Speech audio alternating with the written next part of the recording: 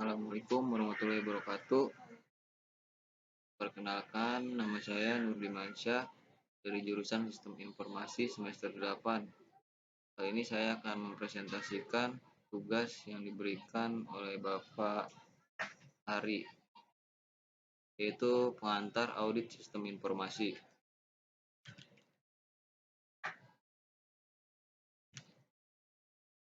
Audit atau pemeriksaan dalam arti luas bermakna evaluasi terhadap suatu organisasi, sistem, proses, atau produk. Audit dilaksanakan oleh pihak yang kompeten, objektif, dan tidak memihak, yang disebut auditor. Tujuannya adalah untuk melakukan verifikasi bahwa subjek dari audit telah diselesaikan atau berjalan sesuai dengan standar, regulasi, dan praktik yang telah disetujui dan diterima. Summary evaluasi terhadap suatu organisasi, sistem, proses, atau produk dilaksanakan oleh pihak yang kompeten, objektif, dan tidak memihak, disebut auditor.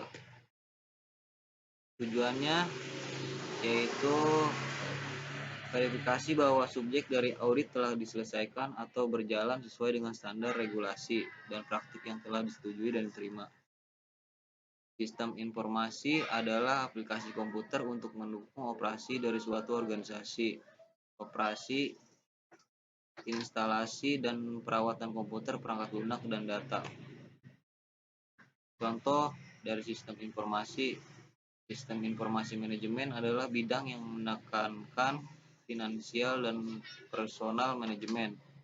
Sistem informasi penjualan adalah suatu sistem informasi yang mengorganisasikan serangkaian prosedur dan metode yang dirancang untuk menghasilkan, menganalisa, menyebarkan, dan memperoleh informasi guna mendukung pengambilan keputusan mengenai penjualan.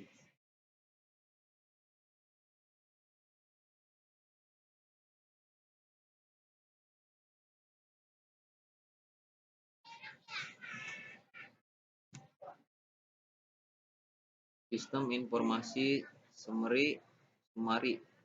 Sistem informasi adalah sekumpulan hardware, software, brainware, prosedur yang diorganisasikan secara integral untuk mengolah data menjadi informasi yang bermanfaat guna memecahkan masalah dan pengambilan keputusan.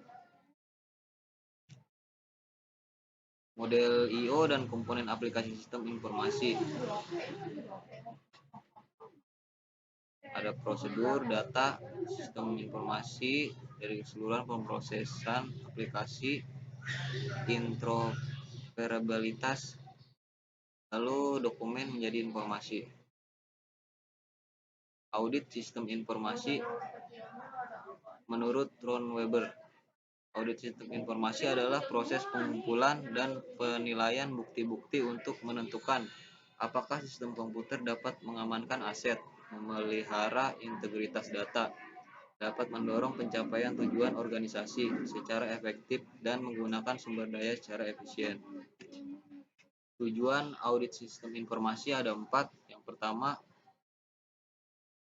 mengamankan aset, lalu menjaga integritas data, menjaga efektivitas sistem, lalu mencapai efisiensi sumber daya. Mengamankan aset atau aktiva yang berhubungan dengan instalasi sistem informasi mencakup perangkat keras atau hardware, perangkat lunak atau software, manusia atau people, file data, dokumentasi sistem, dan peralatan pendukung lainnya. Integritas data berarti data memiliki atribut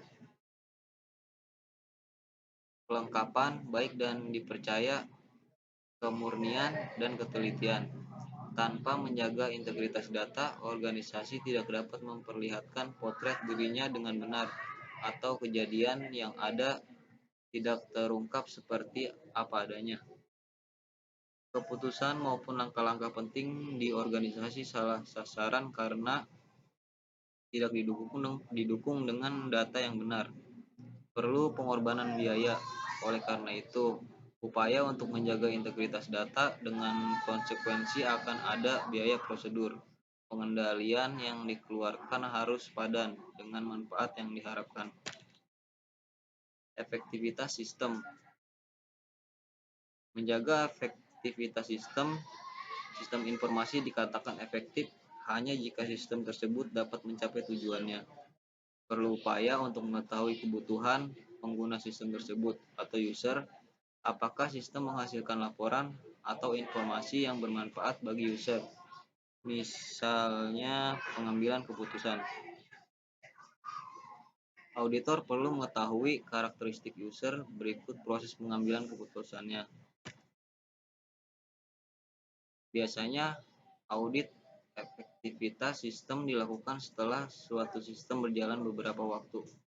Manajemen dapat meminta auditor untuk melakukan post audit guna menentukan sejauh mana sistem telah mencapai tujuan.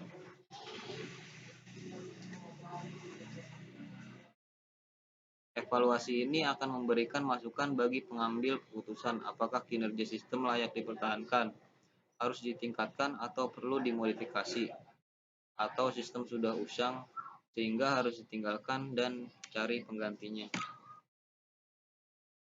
Audit efektivitas sistem dapat juga dilaksanakan pada tahap perencanaan sistem atau sistem desain. User tidak dapat mengungkapkan kebutuhan sistem. Dirasa perlu untuk mereview kembali spesifikasi sistem yang telah dibuat. Tujuannya efisiensi sumber daya dikatakan jika ia menggunakan sumber daya seminimal mungkin untuk menghasilkan output yang dibutuhkan. Pada kenyataannya, sistem informasi menggunakan berbagai sumber daya,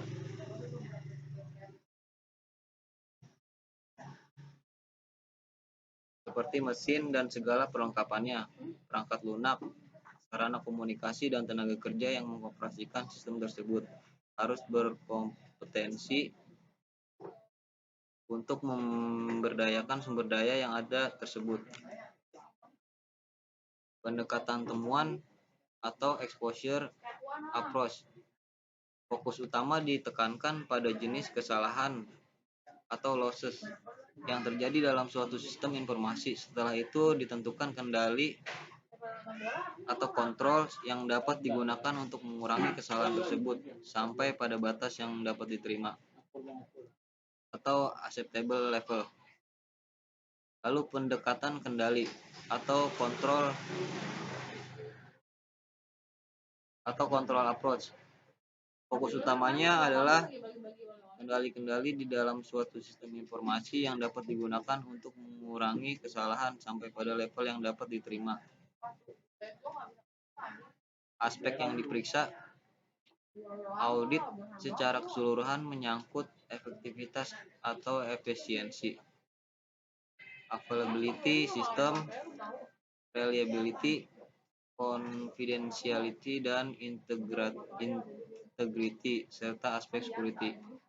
Selanjutnya adalah audit atas proses, modifikasi program, audit atas sumber data, dan data file. Audit sistem informasi sendiri merupakan gabungan dari berbagai macam ilmu, antara lain tradisional audit, manajemen sistem informasi akuntansi, ilmu komputer, dan behavioral science.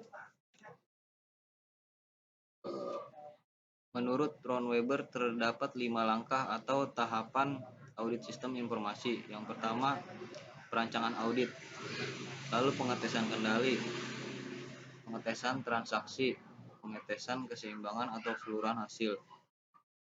Yang terakhir, pengakhiran penyelesaian audit.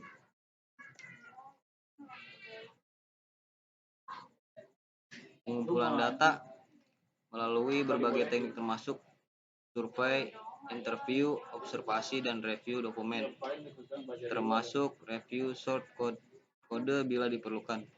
Bisa jadi bukti-bukti audit yang diambil oleh auditor mencakup bukti elektronis, data dalam bentuk file fotokopi.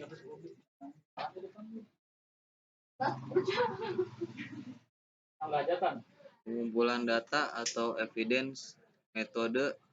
Dalam proses pengumpulan bukti ini ada beberapa cara yang sering dipakai, yaitu audit around computer, audit through computer, dan audit with computer. Pengumpulan data atau evidence method. Jika tingkat pemakaian TI tinggi, maka audit yang dominan digunakan adalah audit with computer. Biasa disebut dengan teknik audit berbantuan komputer atau menggunakan CAAT atau Computer Aided Auditing Technique. Untuk menganalisa data, misalnya saja data transaksi penjualan, pembelian, transaksi aktivitas persediaan, aktivitas nasabah, dan lain-lain. Tentunya untuk aspek security, ada kalanya auditor mempunyai keahlian teknis yang cukup memadai untuk menguji keamanan sistem. Standar. Standar adalah suatu yang harus dipenuhi oleh IS auditor. Standar yang digunakan dalam mengaudit teknologi informasi adalah standar yang diterbitkan oleh ISACA, yaitu ISACA, IS.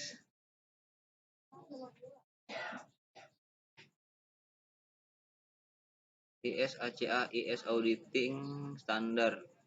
Selain itu, ISACA juga menerbitkan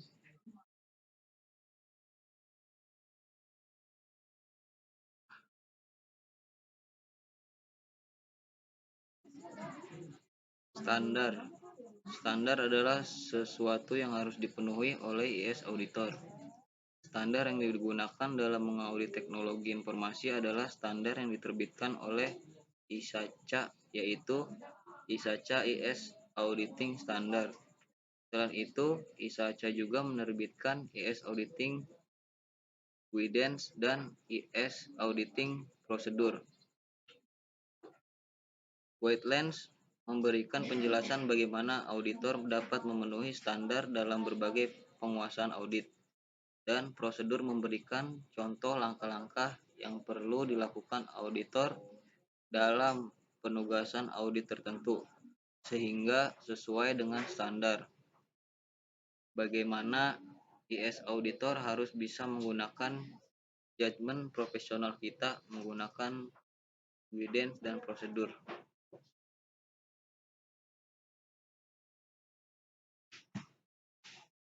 Hasil audit. Siapa yang melakukan audit?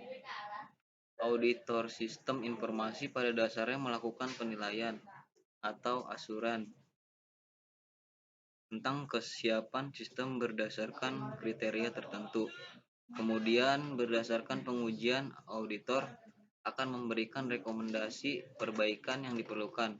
Ada kalanya judgement diperlukan berdasarkan kriteria yang disepakati bersama. Penanggung jawab sistem yang diaudit tetap berada pada pengelola sistem, bukan di tangan auditor. Atas rekomendasi yang diberikan tentunya diharapkan ada tindak lanjut perbaikan bagi manajemen. Siapakah sebaiknya yang melakukan audit sistem informasi? Audit sistem informasi dapat dilakukan sebagai bagian dari pengendalian internal yang dilakukan oleh fungsi sistem informasi. Tapi jika dibutuhkan opini publik tentang kesiapan sistem tersebut, audit dapat dilakukan dengan mengundang pihak ketiga atau auditor independen untuk melakukannya. Jika sebuah hasil audit sistem informasi perlu dipublikasikan, tentunya perlu perangkat hukum yang mengatur tata cara pelaporan tersebut.